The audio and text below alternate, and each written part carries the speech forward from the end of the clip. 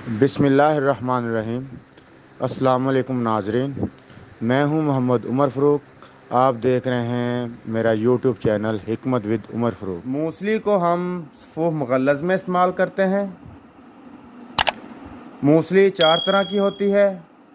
ایک موصلی سفید، دوسری موصلی سیاہ، تیسری موصلی سرخ، اور جو چوتھی موصلی ہوتی ہے اسے ستاور موصلی کہتے ہیں۔ آج میں آپ کو ستاور کے بارے میں بتاؤں گا۔ ستاور کے فائدے اور اس کا طریقہ استعمال یہ سب بتاؤں گا اس ویڈیو میں۔ یہ ستاور ہے۔ یہ ایک بیلدار پودا ہوتا ہے۔ اس کا تنا اور شاخیں خاردار ہوتی ہیں۔ اس کے جو کانٹے ہوتے ہیں وہ بہت تیز اور مڑے ہوئے ہوتے ہیں، اور اس کے جو پتے ہوتے ہیں وہ بالوں کی طرح باریک ہوتے ہیں۔ کیونکہ یہ جو بیلدار پودا ہوتا ہے ہم اس کی جڑ استعمال کرتے ہیں جسے ستاور کہتے ہیں۔ موٹی اور سفید ستاور اچھی ہوتی ہے۔ اس کو سندھی میں ستوری، گجراتی میں شتاوری، زبان میں اسے ستاور کہتے ہیں۔ اور جو اس کی جڑ کا رنگ ہوتا ہے یہ آپ دیکھ رہے ہیں، یہ سفید زردی مائل ہے اور کہیں سے یہ زرد بھی ہوا پڑا ہے۔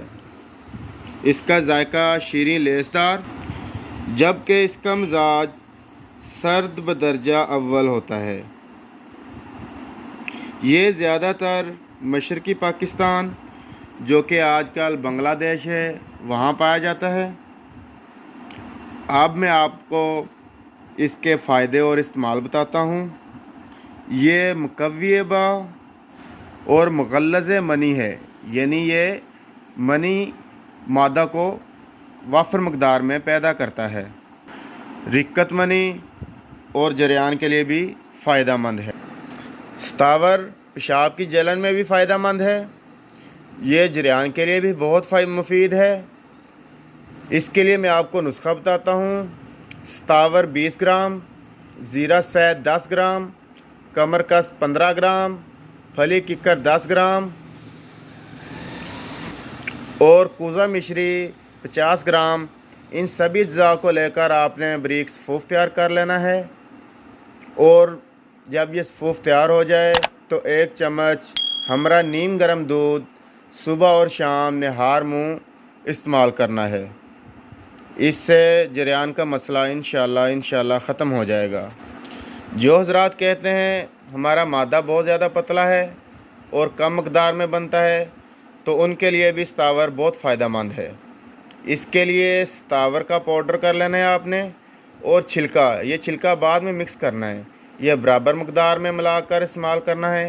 اس سے آپ کا جو ٹائمنگ کا مسئلہ ہے وہ بھی حل ہو جائے گا، اور جو مادہ ہے وہ بھی کافی مقدار میں پیدا ہوگا۔ ایسی عورتیں جو اپنے بچوں کو دودھ پلاتی ہیں ان کا دودھ بہت کم آتا ہے، اور اس سے ان کا دودھ بھی زیادہ ہو جائے گا۔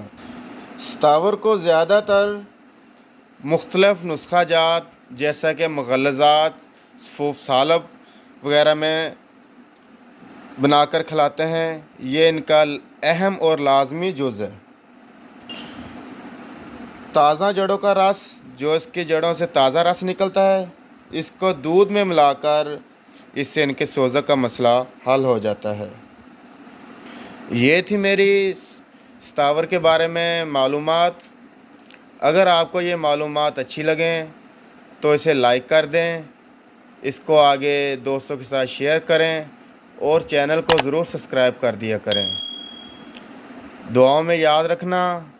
ملتے ہیں اگلی ویڈیو میں، تب تک کے لیے اجازت چاہتا ہوں۔ اللہ حافظ۔